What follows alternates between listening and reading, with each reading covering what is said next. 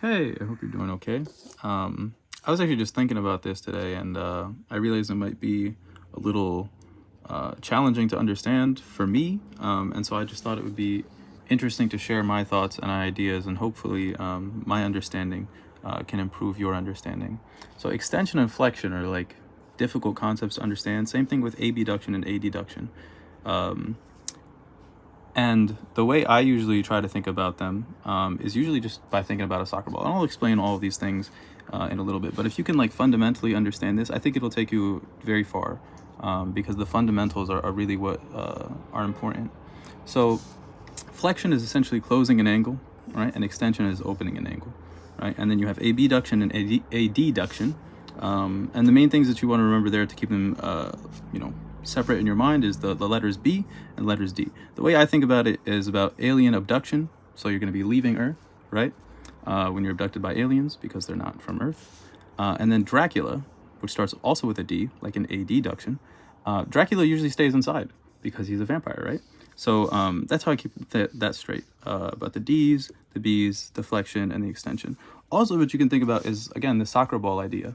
So if you have Ronaldo, who's a striker, he's trying to kick the ball, right? He's going to be extending his leg, and he's going to be trying to kick the soccer ball like this, right?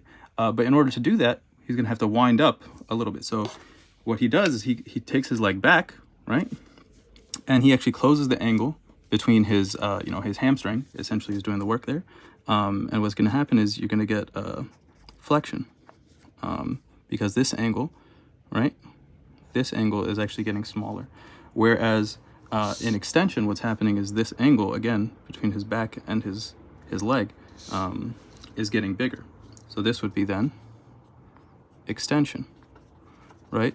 But usually, like you're not always shooting the ball and you're maybe shooting it on goal, but if you're Ronaldo, you're shooting it on goal, but you're not always shooting the ball, right? Most of the time you're going to be passing the ball. So in passing the ball, what happens is much more adduction, right? So again, usually you don't pass the ball with the outside of your foot. You're going to pass it with the inside of your foot, like the medial aspect.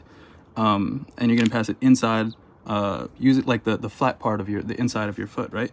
So that's how you can think about adduction, right? Adduction versus abduction.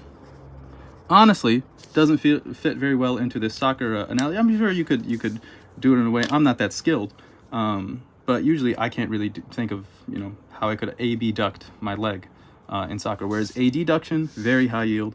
People pass the ball all the time. Also extension, people shoot the ball all the time. In order to do that, you're going to have some flexion before you have extension. So I hope this helps. Hope you leave a like, comment, subscribe if you found it valuable, if you found it useful, and if you have any ideas of how we can improve, just let us know. Thank you.